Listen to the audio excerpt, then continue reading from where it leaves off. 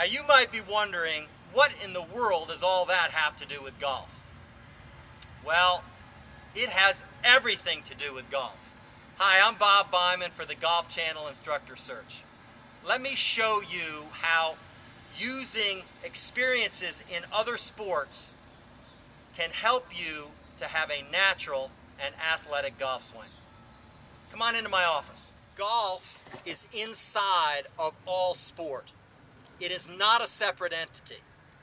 Look, anytime you have an object and you want to motivate that object from you, away from you, toward a target, the weight will always flow to the foot that's farthest from the target to the foot that's closest to the target.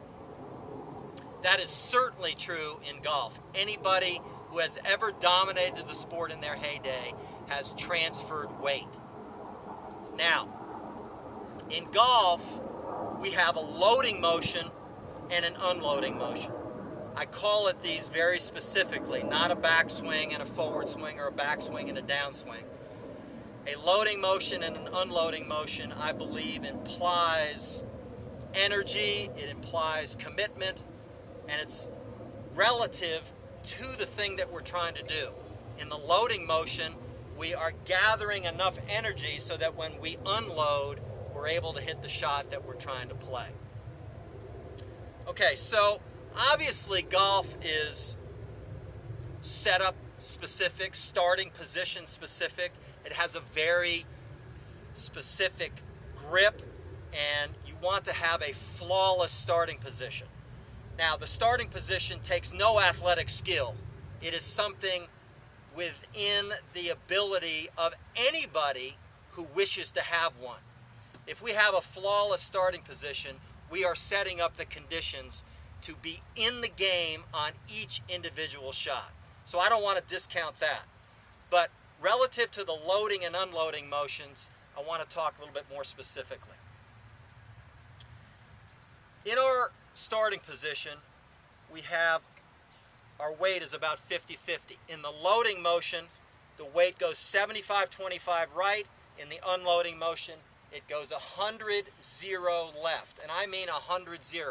I will give you 99-1, but I don't want to see 80% transferred or 90%. It is 75-25, 100-0. Now look, there are only a couple things that the body does in the golf swing. It transfers weight and it rotates. Most basically now, the lower body does the transferring, the upper body and the stomach area does the rotation. So in the loading motion, off of that beautiful setup that we have in that starting position, we're going to transfer our weight into the right foot. The feet are the pivot points. The feet are the pivot points. Your head is not a pivot in the golf swing. The right foot is the pivot point in the loading motion.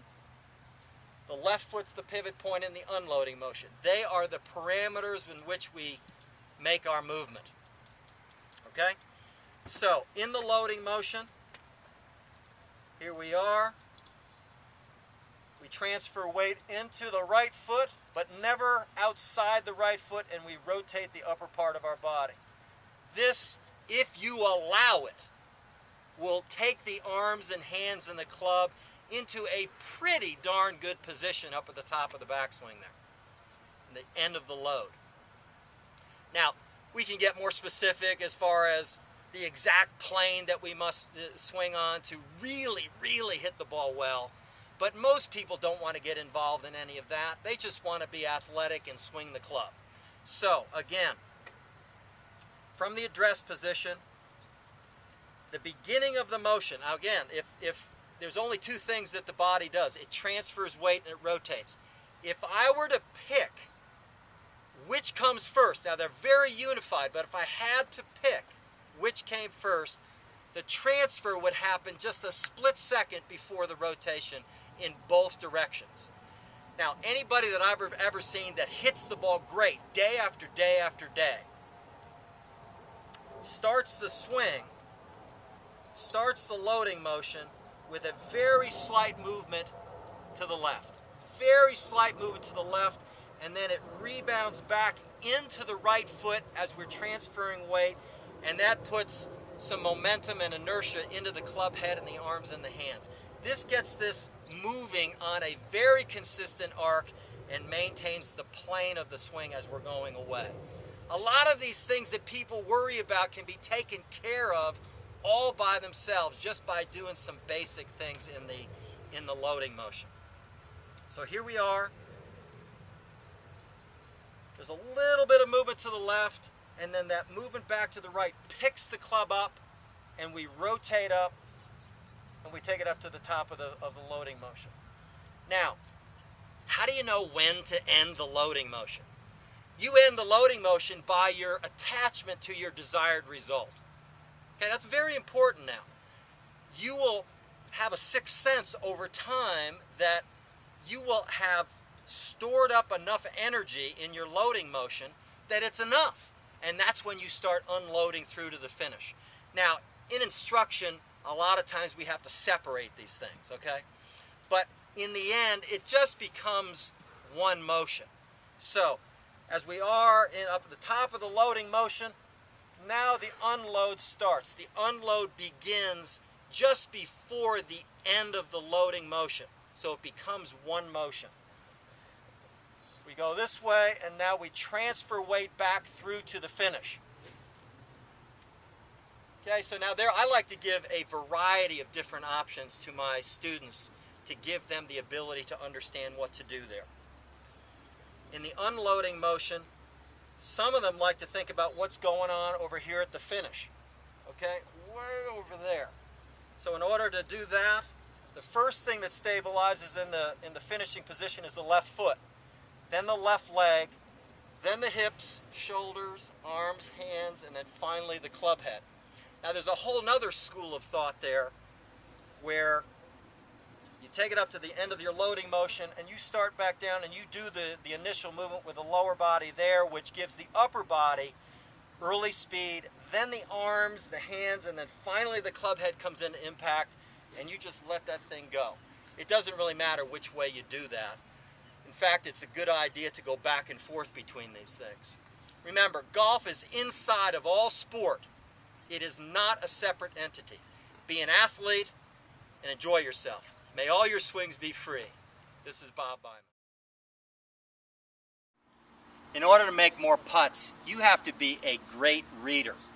The language used in reading putts is speed and the line. In order to get the speed, you have to realize that on a downhill putt, the ball starts out slower and then continues to roll out. On an uphill putt, it starts out quicker and it slows down faster. The same distance putts, if the ball goes in at the same pace, the uphill putt will take less long, the downhill putt will take longer. You must read it that way.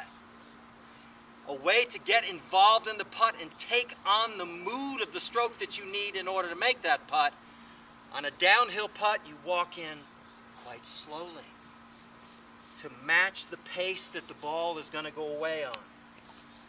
The looks that you take, the practice strokes that you take are at that pace. If it's an uphill putt, then obviously you're going to walk in a little bit quicker. You're going to have a little bit more energy in your stroke. You're going to walk in a little bit quicker. You're going to be looking quicker, and your practice strokes are going to take on a little bit more pace. That's a great way to make more putts. This is Bob Byman.